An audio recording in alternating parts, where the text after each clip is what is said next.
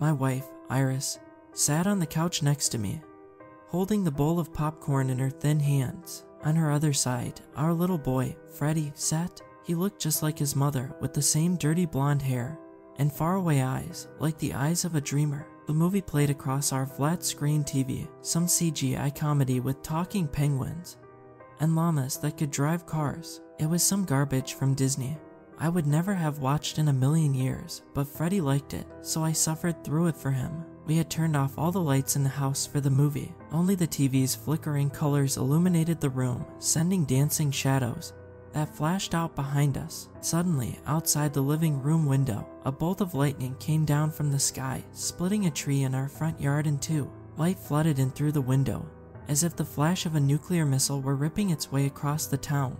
A crash rang out as the tree split down the middle, its massive branches tumbling down onto the lawn. I jumped as the ground shook. More lightning flashed nearby, hitting other houses and lawns on the street. Damn, there wasn't supposed to be any storms, I said in surprise. The TV had gone black, and now we sat in darkness. For a long moment, I thought the power had gone out. Abruptly, it came back on with a roar of white noise and a flickering of static.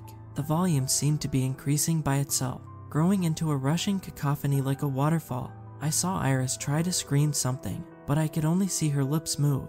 As suddenly as it all started, it stopped. The standard "Please Stand By" screen, with a rainbow of blocky colors behind it, appeared. There was a clanging, ringing sound that emanated from the speakers, high-pitched and whining. Then text started appearing across the screen. At the same time, a deep, serious voice spoke in the background, like a radio announcer reporting on the death of a president. "This is the Demon Emergency Alert Broadcast System," the voice read grimly. "This is not a test. Level 5 activity has been reported in your area. Do not go outside. Close all blinds, shutters, and windows. Lock all doors and close any attached garages. Do not open your doors except to military or police personnel with the proper insignia. Even if someone appears to be in distress, do not open your door to investigate or try to interfere in any way. A temporary quarantine is in effect for your area. Military and police assistance is on the way. To ensure the greatest chances of survival during this time of crisis, please abide by the following rules. 1. If blood begins to pour under your door, go to a higher floor immediately. Avoid physical contact with the blood at all costs. 2. All legitimate military and police personnel will have a special insignia on their helmets and jackets, an eye contained in a double-thumbed fist. Only accompany them if they have this insignia, otherwise they are imposters. 3. Avoid mirrors for the duration of the emergency. The voice cut out abruptly, slowing down in a mechanical whine. Static started flashing across the TV, covering the "Please Stand By" message that had returned in blocky letters. At that moment, the lights went out. They came back on a couple seconds later, brightening and dimming before the power failed again. This time, the electricity did not come back on. "What the fuck?" Iris whispered next to me, taking out her phone and shining the light across the dark living room. "That was pretty weird. Everything looks different outside, too. I was just outside an hour ago, and the moon didn't look anything like that." She pointed. I got up, realizing she was right. The nighttime sky outside looked strange. I looked out the front window, seeing the moon was cast in a fluorescent orange light. The cloudless sky had a dark red glow to it, as if some kind of eerie smog had covered everything. I had seen similar things happen after massive forest fires in the past. "What happened, Dad?" Freddie asked in his small voice. "Where's the movie?" "I think we lost power, little man," I said, ruffling his hair in a nonchalant manner. I didn't really believe the emergency broadcast. After all, I figured some teenager had hacked the TV station and decided to play a prank, or perhaps some disgruntled employee had done it on his last day as a kind of fuck you to the station. I had heard of similar things happening before. It was somewhat strange how the power had gone out and the sky had changed, but I felt sure that it could all be logically explained. Someone shrieked outside. I looked out onto the dark street, seeing the silhouette of someone running frantically down the middle of the street, zigzagging wildly. As the figure got closer, I realized it was a young woman. She looked like she was in her mid-20s. She wore a white shirt and khakis. Her clothes were soaked in streams of blood that made the fabric cling to her trembling body. I saw a vicious gash bitten into her left shoulder, a wound so deep that the white bone peeked out through the ragged patches of flesh. "Help me," she wailed, her eyes wild and panicked. "Why won't anyone help me?" She staggered and fell forward, crying and bleeding all over the road. I was about to run outside to see what was wrong with the young woman when I saw another silhouette creeping up behind her. It looked like the body of a man, but something was wrong. As he drew closer, I caught a glimpse of the man's face through the dim light.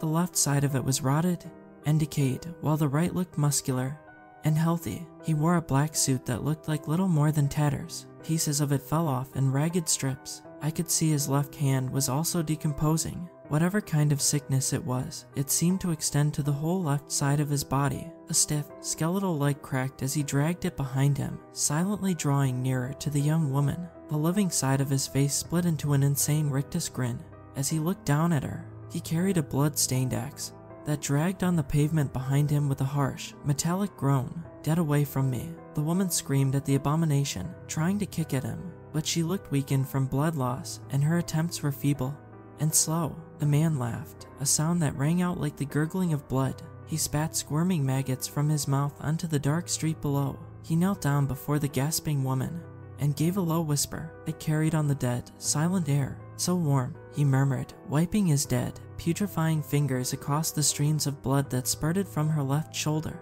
He stuck an inhumanly long, pointed tongue out of his chattering lips and began to lick the blood off his hands. But not enough, not nearly enough. He stuck the bony, decaying fingers of his left hand into the wound and started pulling at the ragged wound. Blood bubbled out in increasing quantities, covering her body in its wet sheen. The woman jerked, her face turning pale and bloodless. She tried to kick at him, but he only laughed again, gurgling like a man with a slit throat. In horror, I watched him raise the axe above his head. It stood there for a long moment, trembling in his shaking hands like a guillotine blade. "Please, don't," the woman pleaded as he grinned down at her. In a blur, he swung the axe down into her forehead. There was a wet cracking of bone and a ringing of metal. She sat there with her mouth open for what felt like a very long moment. Then, limply, she collapsed to the pavement. A dull thud echoed down the street as her skull smacked the pavement. Sickened, I closed the blinds on the window and turned away, realizing that Freddie and Iris had been standing right behind me the entire time, watching the horrific display. Freddie was crying quietly into his hands, while Iris looked pale, her green eyes wide and unbelieving. The woman exhaled one last time, a long, drawn-out death gasp, and then everything went silent. I felt sick and weak. Staggering, I put my hand out against the wall. A wave of nausea rose up my stomach. I ran towards the bathroom, shining the light from my cell phone to light the way. Iris started crying. I heard her frantically try to dial 911 over and over again. "Damn it, nothing's working," she cried. I stumbled into the bathroom and threw up all the popcorn and soda I had consumed that night into the toilet. Covered in sweat, I started wiping my face with toilet paper. I pushed myself up, glancing into the mirror. A cadaverous version of myself stood there, the dead face showing horror and surprise just like my own. I saw the same high cheekbones, the same shaved head, but in the mirror image, maggots writhed and squirmed in the rancid flesh. I backpedaled into the wall, stuttering something incomprehensible. The reflected image did the same, his lipless mouth opening and closing with silent curses. He wore the same clothes as myself, a black t-shirt and blue jeans, but they were rotted and tattered as if they had been dug out of a grave. "What the hell?" I swore, raising my right hand experimentally. The mirror image did the same, matching every single movement perfectly. At that moment, Iris came running into the bathroom, her soft footsteps thudding gently against the marble floor. I jumped, turning to her. "There's someone outside the door," she whispered, her face pale. I glanced back at the reflection, seeing that the other version was no longer following my movements. "Watch out," I cried, but it was too late. The skull-like face came forward in a blur. His arm shot out towards Iris. The surface of the mirror swirled, as if it were made of water, when his pale flesh made contact with it. The sharp points of bone of his fingers wrapped around Iris' neck. Stunned and silent, I watched in horror as he started dragging her into that other world. "Stop him," she screamed. "God, make him stop."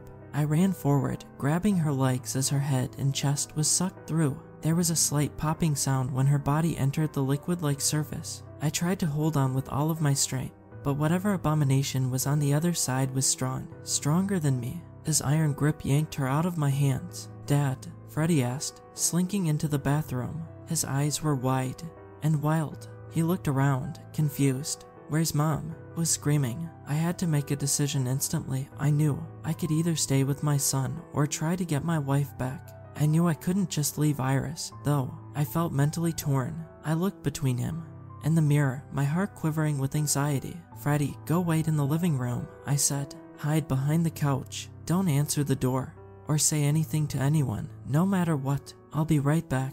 I wasn't sure if I would or not. Before I turned to the mirror, I patted his head. "Remember the rules they read us on the TV?" He nodded, but he was only a 7-year-old boy. How much did he really understand? Hell, how much did I even understand? I hadn't followed the rules, and now Iris was kidnapped. I turned back to the mirror, seeing that I had no reflection now. There was no sign of Iris, or the rotted corpse with my face, either. Slowly, I walked forward, putting my trembling hand out towards its silvery surface. My fingers went through the mirror as if it were mirror, but I felt something freezing cold ripple around my skin. Pins and needles rushed up my arm. Taking a deep breath in, I pushed myself up on the counter and went all the way through. I fell forward onto the marble surface of the bathroom floor, putting my hands out to break the fall. As I glanced up, I realized how strange everything looked. The world here was in constant motion, as if a fog-like void shimmered over the world. The floor's surface danced with whirls of shadow.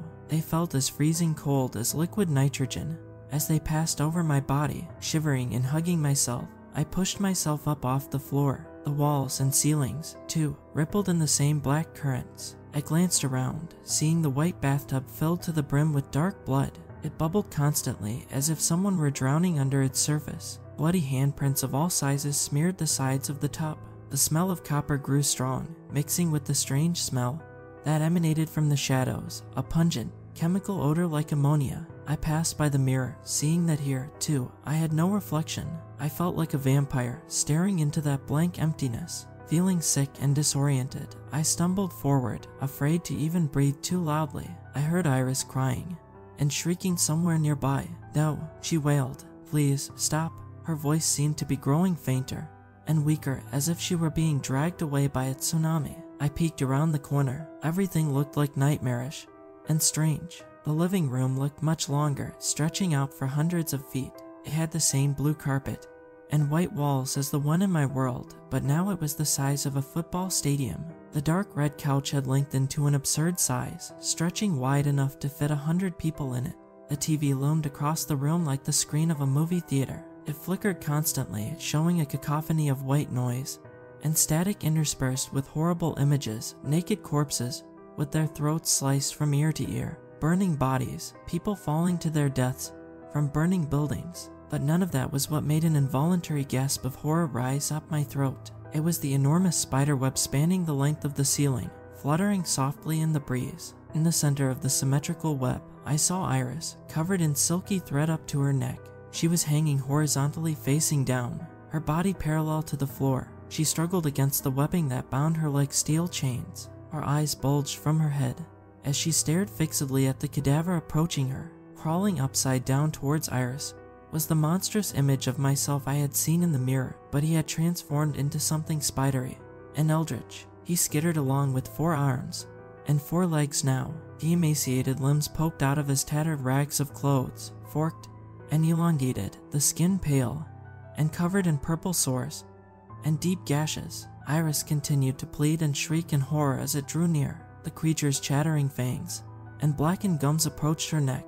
At the penultimate moment, Iris saw me, peeking around the corner of the bathroom. I stood there, unsure of what to do. I thought of trying to scream out, to throw something at the creature, but then what? We would both die, and then who would be left alive to protect Freddie? I didn't know what to do. These thoughts passed through my head in the space of a single moment. As we stared at each other, her eyes shone with a moment of clarity, even as waves of mortal terror shook her body like a hurricane. "Save Freddie," she screamed. "Run. Go, Jack." The creature noticed her staring at me instantly. He curved his long neck and twisted his spidery limbs, clutching the thick strands of silk with his skeletal limbs. The creature turned to me. He had a face like a skull. His filmy eyes regarded me intently. Silver streams of saliva dripped from his mouth.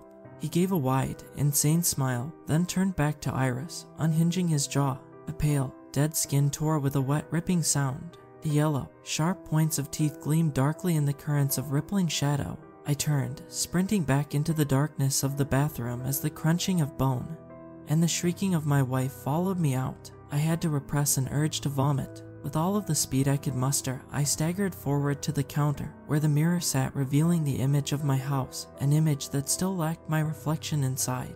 "Iris, please," and screams rapidly weakened. I heard her choking and gasping. A few moments later, I heard a rapid skittering of many legs approaching the bathroom. I started to pull myself up on the counter to escape this hellish mirror world. Something creaked in the doorway behind me. I glanced back in fright, seeing the abomination with the 8 limbs creeping up behind me. He stood only a few feet away from me now, as my eyes met his white, dead ones. His cadaverous face split into a sickly grin. A wave of adrenaline shook my body. My vision turned white in the darkness. With a pounding heart, I pushed myself up and lunged through the mirror. The 8-limbed abomination with my rotting face gave an insane shriek. I felt a freezing cold hand wrap around my ankle and begin to drag me back. "No," I shrieked, trying to kick blindly at the mirror creature's dead face. "I'll never go with you. Never." I smashed my sneaker into his jaw. There was a shattering sound, as if a ceramic vase had been dropped. The chattering of sharp teeth, and the shrieking cut off abruptly. Looking back, I saw the corpse's broken jaw hanging on by only a few shreds of tendons and muscle. The eyes went slack and I felt the grip loosen for the briefest moment. I pushed myself forward and slid through the mirror. The freezing cold, pins, and needles sensation returned, running over my body like water. I collapsed head first onto the sink, rolling onto the floor with a jarring thud. The shrieking of the 8-limbed corpse continued behind me. I saw him trying to force his elongated body through the mirror. The long arms with their sharp fingers reached through, swiping wildly at the air. Before I could escape, one of them came through and cut 4 deep gashes into my chest. My shirt instantly became soaked in blood as a burning pain ran up my body. I heard someone pounding at the front door, but in the panic of the moment, I could barely think. As the rest of the cadaverous body tried to push his way through the mirror, I dragged myself out of the bathroom. I slammed the door shut, even as the sounds of breaking and shattering followed me out of the bathroom. Ignoring the pain radiating through my body, I ran over to the couch and began shoving it towards the door. The door shuddered in its frame. The house and the floor shook as the corpse threw his enormous body into the wood over and over again. Cracks spiderwebbed down the front of it, and I knew it wouldn't last more than a couple more seconds. "Freddy," I screamed, looking around frantically. My heart dropped when I remembered I had told him to hide behind the couch. He was not here, not anywhere in the living room. "Freddy, where the hell are you?" "Dad," a voice responded from outside. It sounded like Freddy's voice, but it was eerie, as if his voice had gotten caught between stations. On the radio, it sputtered with static. It fell and rose in an ear-splitting scream. "Dad, let me in, please. They're going to hurt me." I ran to the front door, looking outside, but I saw no sign of Freddy. The sky had changed, though. The moon had changed from orange to a dark red, the color of a burst blood blister. The rest of the sky was such a dark shade of crimson that it looked almost black. Around my feet, I felt something warm and wet. "Where are you?" I yelled. "I don't see." At that moment, the bathroom door exploded outwards in a shower of nails and splinters, covering my face and body in the debris. The cadaverous face peeked around the corner as if you were playing hide and seek rather than hunting and killing people. "Damn," I swore as I looked down, seeing blood streaming in from under the door. It covered my sneakers up to the tops of the soles as more and more flooded in. I ran for the stairs as the 8-limbed corpse skittered across the ceiling like a spider. He hung upside down, the jaw hanging askew on his putrefying skull, the filmy eyes flashing with bloodlust.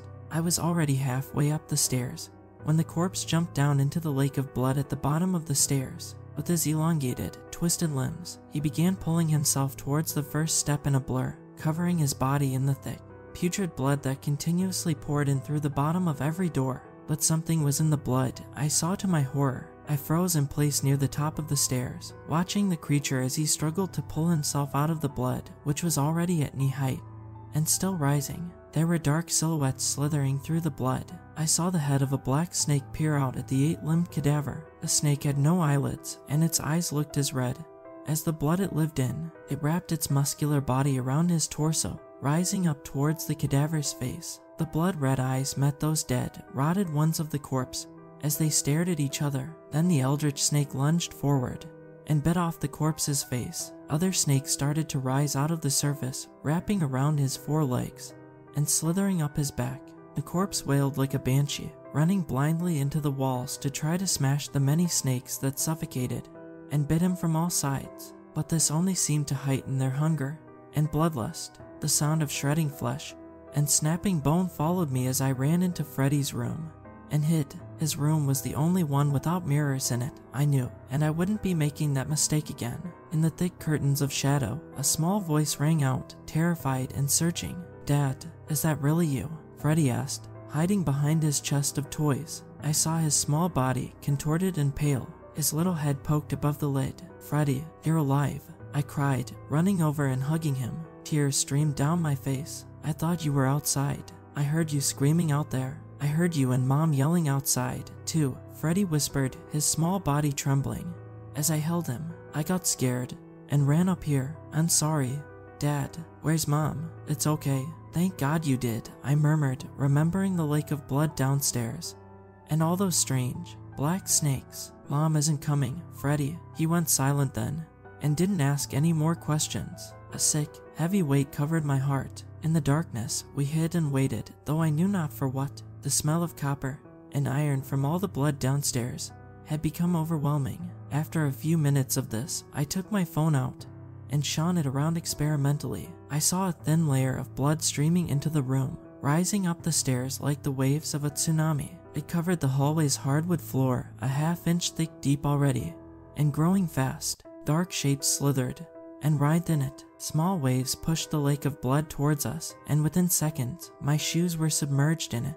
"Dad," Freddy asked in a panicked voice. "What's that?" "There's things inside of it." Without thinking, I picked Freddy up and held him above my body. "We need to get to the attic," I whispered to him, sprinting through the rising pool of blood with my son in my arms. "Don't be afraid, Freddy. We'll make it." I had nearly reached the hallway where the pull cord for the attic stairs hung when something wrapped around my feet.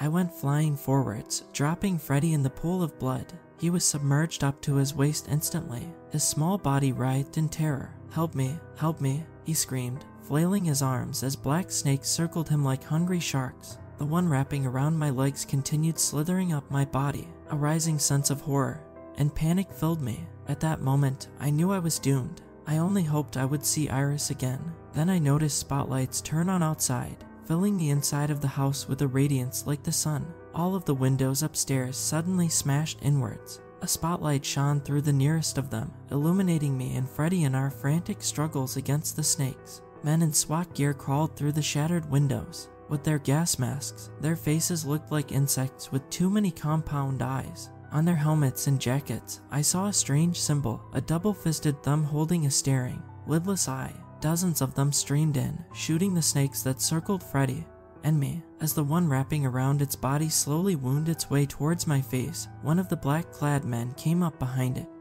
and shot it in the skull. The snake's body collapsed all around me, its muscles loosening in death.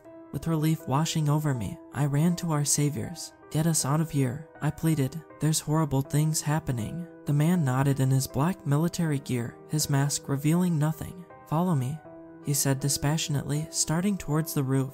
"You two are the only survivors we've found so far. It truly is a miracle anyone's still alive." I could only agree silently. "This must be all over every news channel," I said. The masked man shook his head. "No one knows about this," he responded. "No one but you two. And our group. The media won't say anything. They do what we tell them." I followed the men out onto the roof.